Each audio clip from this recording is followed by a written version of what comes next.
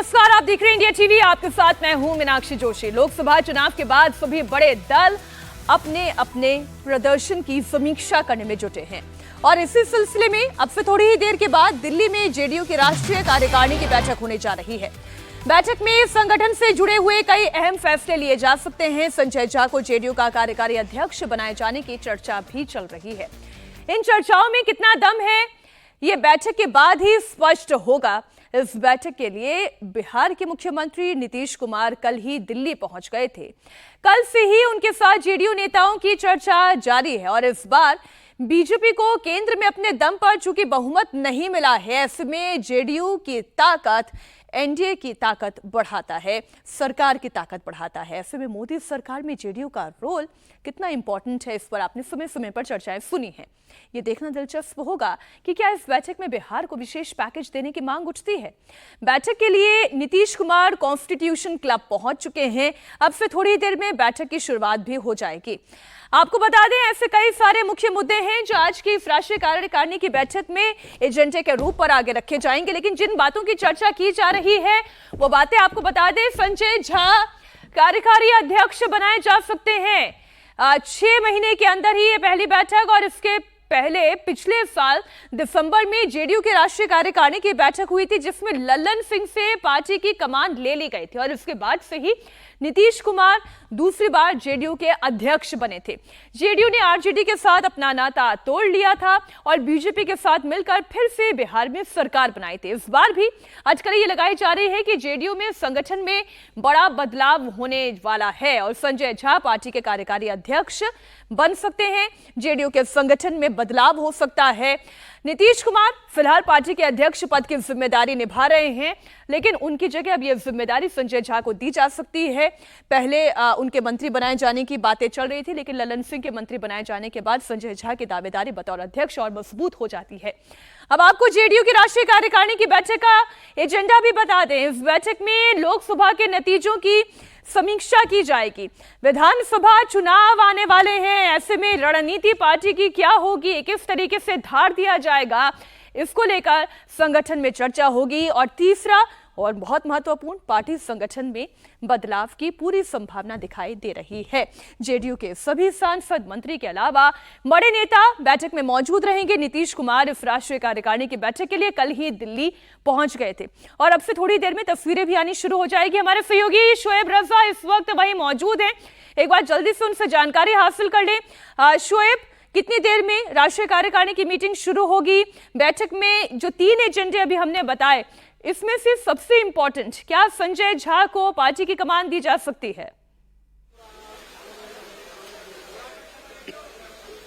बिल्कुल, देखिए बैठक तो एक तरीके से अब शुरू हो चुकी है। थोड़ी देर बाद तस्वीर भी आ जाएगी क्योंकि नीतीश कुमार पहुंच चुके हैं, लल्लन सिंह, संजय झा और तमाम जो दूसरे लोग हैं वो भी पहुंच चुके हैं मीटिंग में।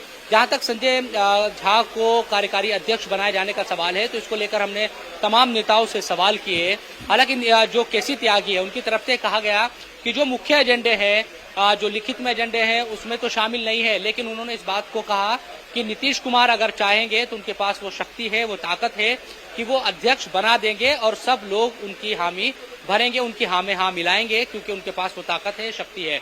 तो उन्होंने इनकार नहीं किया। इसी तरह से विजय चौधरी से भी हमने सवाल किया तो उन्होंने कहा कि बिल्कुल ये बात सही है कि वो भी चर्चा इस बात की सुन रहे हैं कि संजय झा को अध्यक्ष, कार्यकारी अध्यक्ष बनाया जा सकता है, लेकिन आखिरी जो फैसला है वो कार्य समिति की जो बैठक है उसमें लिया जाएगा। और उसके बाद शोएब, आप क्योंकि संजय झा का नाम आप भी ले रहे हैं और जिनसे भी आपकी अभी तक चर्चा हुई है वो भी सभी संजय झा का नाम ले रहे हैं, तो पहले दर्शकों को ये बता दें कि जेडीयू के राष्ट्रीय अध्यक्ष के लिए संजय झा जिनके नाम पर चर्चा की जा रही है, संजय झा है कौन? संजय झा नीतीश कुमार के बेहद भरोसेमंद चेहरे हैं। पार्टी के ब्राह्मण चेहरे के तौर पर भी उनको देखा जा रहा है। हाल ही में पहली बार जेडीयू के राज्यसभा सांसद भी वो बने हैं। राज्यसभा में जेडीयू के नेता हैं और साथ ही पार्टी के प्रमुख रणनीतिकार के रूप में भी उनकी भूमिका दिखाई दी है। एक ऐसा व्यक्ति जो भरोसे का चेहरा है, उसे ये जिम्मेदारी दी जा सकती है, ऐसे पूरे कयास लगाए जा रहे हैं। बैठक से पहले जेडीयू प्रवक्ता राजीव रंजन ने एक बयान दिया। बैठक में संगठन से जुड़े हुए फैसले लिए जाएंगे, बिहार के हित से जुड़े हुए फैसलों पर चर्चा होगी। राजीव रंजन ने क्या कहा, आइए आपको सुनाते हैं। अहम राष्ट्रीय कार्यकारिणी की बैठक दिल्ली के कॉन्स्टिट्यूशन क्लब में होने जा रही है। राजीव रंजन जी हमारे साथ मौजूद है। सर, किस तरह के जो प्रस्ताव है या किस तरह की उम्मीद रखे जनता, क्योंकि इस पर सबकी नजर है। पिछले साल भी ये बैठक हुई थी, उसके बाद बिहार के में भी चीजें बदल गई थी, संगठन में भी चीजें बदल गई थी। नहीं, कई ऐसे बैठकें भी हुई हैं जिसमें कुछ बदला नहीं है। देखिए, ये एक रूटीन मीटिंग है और राष्ट्रीय कार्य समिति की बैठक हर जो रिकॉग्नाइज्ड पॉलिटिकल पार्टी है समय समय पर उसको करनी है। तो पहले तो इसको इस नजरिए से देखा जाना चाहिए कि ये एक अनिवार्यता है और इसका पालन सभी राजनीतिक दलों को करना पड़ता है। जहां तक मुद्दों का सवाल है, निसंदेह अगला वर्ष बेहद अहम है। बिहार विधानसभा के चुनाव होने हैं।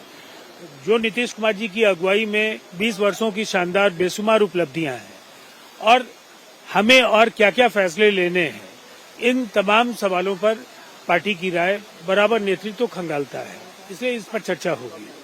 सवाल ये है कि क्या, क्योंकि कई नेता ये बात कहते रहे कि भाई नीतीश कुमार जी पर बहुत भार आ गया है, तो अध्यक्ष का जो पद है उसको लेकर भी आज बात होगी क्या, इस तरह की उम्मीद है। और कार्यकारी अध्यक्ष के तौर पर जिस तरह से कि संजय झा को उनको बनाया जा सकता है, ये खबरें आम है इस वक्त, तो इस तरह की उम्मीद रखें। देखिए, अब खबरें और अटकलबाजियां तो राजनीति में विमर्श का बराबर हिस्सा होती हैं, लेकिन इस पर हम लोगों को कोई औपचारिक जानकारी नहीं दी गई है। एक सवाल आखिरी है कि जो स्पेशल पैकेज की बात है बिहार की, लंबे वक्त से नीतीश कुमार के जबान से भी हम सुनते रहे हैं, मांग करते रहे हैं, आज प्रस्ताव पास किया जाएगा और अब सरकार में है आप लोग, तो सरकार पर दबाव भी बनाया जाएगा या अपनी बात रखी जाएगी? देखिए, बिहार के हित से जुड़े सवाल आप अगर देखेंगे तो लगातार नीतीश कुमार जी कहते रहे हैं, और चाहे वो बैंकों के क्रेडिट डिपॉजिट रेशियो का सवाल हो, स्पेशल कैटेगरी स्टेटस का सवाल हो, ज्यादा से ज्यादा संसाधन बिहार को मिले, ज्यादा रेल मार्ग मिले, सड़कें ज्यादा मिले, ये कुछ ऐसे सवाल हैं जिन पर हम बराबर प्रयत्नशील रहे हैं और आगे भी रहेंगे। दो प्रश्न हैं, शोएब हमारे साथ जुड़े हुए हैं। शोएब, पहला तो ये कि नीतीश कुमार जब भी दिल्ली आते हैं तो एक गहमा गहमी इस बात को लेकर हो जाती है कि नीतीश दिल्ली आए हैं तो क्या कोई दबाव की राजनीति वो करने जा रहे हैं? क्या बिहार के लिए विशेष राज्य के दर्जे या फिर विशेष पैकेजेस की कोई बात हो सकती है?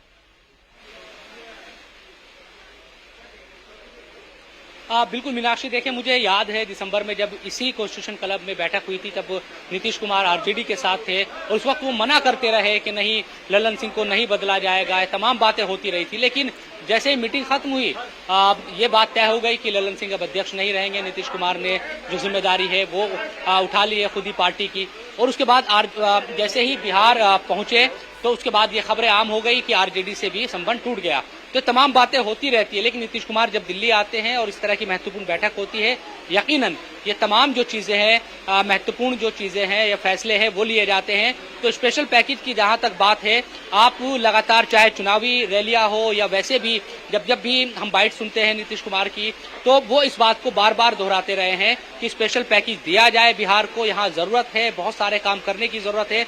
अब चूंकि वो सरकार में है, हालांकि सरकार में पहले भी रहे हैं, लेकिन अब पूर्ण बहुमत नहीं है बीजेपी के पास और नीतीश कुमार के साथ साथ टीडीपी की जो समर्थन वाली सरकार है, तो यकीनन एक दबाव बनाने की यहाँ से कोशिश हो सकती है। और हमने देखा है, चाहे स्पीकर का चुनाव हो या दूसरे जो भी मामले हुए हैं अभी सरकार बनने के बाद, बहुत ज्यादा चाहे मंत्रालयों का बंटवारा हो, नीतीश कुमार की तरफ से कोई दबाव उस तरह से नहीं बनाया गया और इसके पीछे कारण यही रहा होगा कि वो अपने स्टेट के लिए जितनी भी बातें हैं वो सरकार से मनवाना चाहते हैं, इसलिए केंद्र में को लेकर उन्होंने कोई ना अपनी तरफ से शर्त रखी, ना कोई दबाव की राजनीति की। बहुत शुक्रिया शोएब पूरी जानकारी के लिए आपका।